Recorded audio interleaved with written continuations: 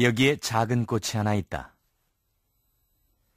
이 꽃은 왼쪽에 있는 A그룹과 오른쪽에 있는 B그룹 중 어느 쪽에 속할까?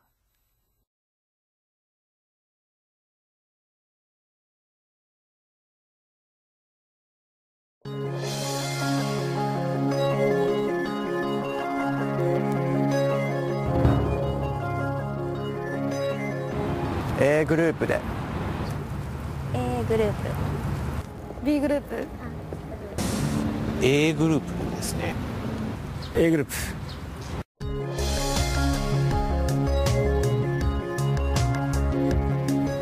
A グループ A グループ A グループや A グループ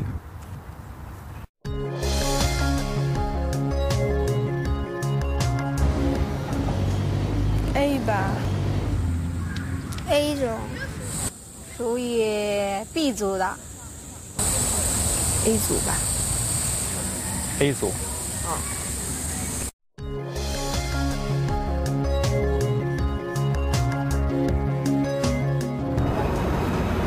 B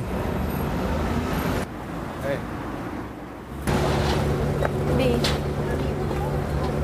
B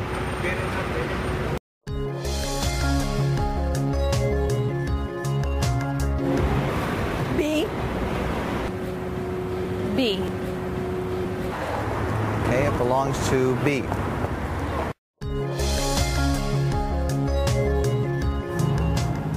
A B B It belongs to B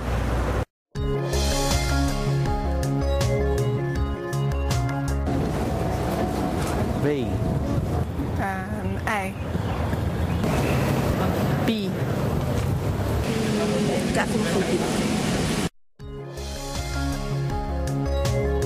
왜 이런 차이가 나오는 것일까? 과연 동양인과 서양인은 서로 다른 방식으로 세상을 보는 것일까?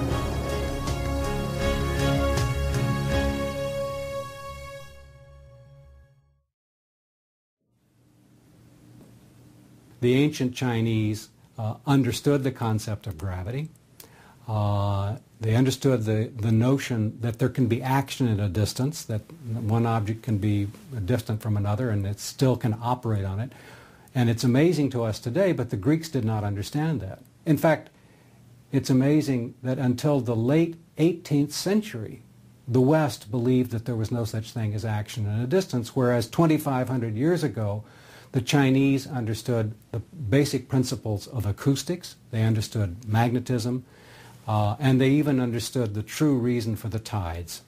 And this was unknown even to Galileo. Galileo had many interesting theories about why the tides exist, and all of them were wrong, whereas the Chinese had gotten it right 2,500 years before because they were paying attention between the relationship between the context and the object.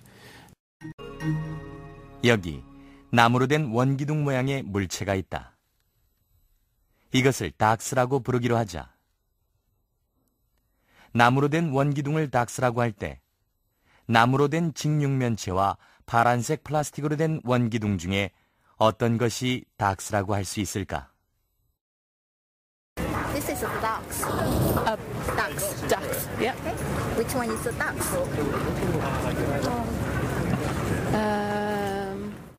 서양인들은 모양이 같은 원기둥을 닥스라고 선택했다. That's another duck. Because this round like this one. I would say that one. Why? Why? Because it's the same similar shape. The colour doesn't matter. Which one is a ducks? That one. Why? Same shape. Which one is a ducks? That one. Why? Because that one's got a curve like that, and that one's got two circles there, and this is both the same, but they're different colour. 그러나 동양인들은 재질이 같은 직육면체를 닥스로 선택했다. Yeah. 이유는요? 그냥 비슷하게 된 걸로 이루어져 있으니까. 이거요. 왜요? 질감이 비슷하니까요. なんで？だって同じだから木。あ、そっか。木でしょ？木でしょ？だから。こっち。取ってください。はい。その理由は何ですか？素材が一緒だから。素材というか木の木目とか。这个吧。为什么呢？因为这俩材质一样。材质一样。对。还有吗？本质一样。本质一样。对。这个。对。为什么呢？我感觉 dogs 应该是一个木制品吧。我觉得这个是。为什么？因为它俩的虽然形状不同，但是形状可以塑造可以改，而质地它俩是一样的。材料是一样。이러한 동양인과 서양인의 생각의 차이는 물체와 물질의 차이로 해석될 수도 있다. If you break the object in front of you, a piece of it is not the same as the whole object, right? However, if you have a lump of clay or a lump of wax, and then you break it, each piece is the same as the lump of clay, right? So the criteria for the same is very different for substance and an object. And for substance, there is no notion of individuality and then no notion of wholeness, you know. Whole and part is the same for substance, okay? But for object, you know, whole is a whole, and then piece of it or part of it is no longer the same object, considered the same, right? So this distinction is very important conceptually. And English and another Western languages quote this distinction, conceptual distinction in grammar. Basically, in the back of your head, there's areas of the brain that are associated primarily with perception. And so the brain, when it sees a picture, has to interpret all those forms and shapes and curves. And what we see is that when an Asian brain sees a picture, it looks at the picture as a whole and doesn't, the area in the brain that pays attention to individual objects doesn't activate so much. Whereas for an American, when they look at the same picture, their brain actually focuses on individual objects, and the part of their brain that understands what an individual object is what will activate more. 동양인은 사진을 통째로 본다. 그러나 서양인은 사진 속의 물체를 개별적으로 각각 분리해서 본다. Many years ago, in 1980s, I think a group of Harvard linguistics found that in English language, there are too many norms. They call it the norm bias. And some people look at how kids in the Western societies or English language culture environments, how they talk, they find that they use a lot of norms as well.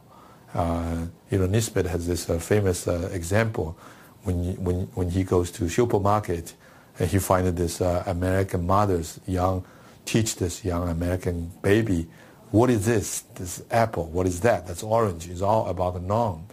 And what's interesting is that Twyla Tardif, who is linguistics from Michigan, she went to China, look at how the Chinese mothers talk to their own kids.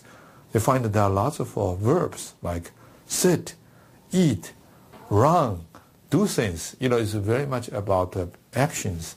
So that's an interesting question there, is like why you get those cultural differences.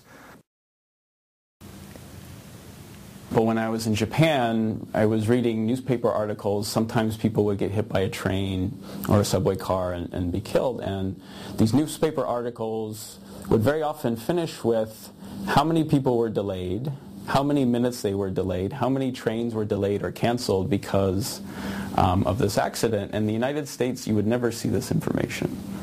It would just be, it's too bad, a tragic incident, someone was killed, and that's it. And the Japanese journalists focused on all of these indirect effects, people delayed, trains delayed,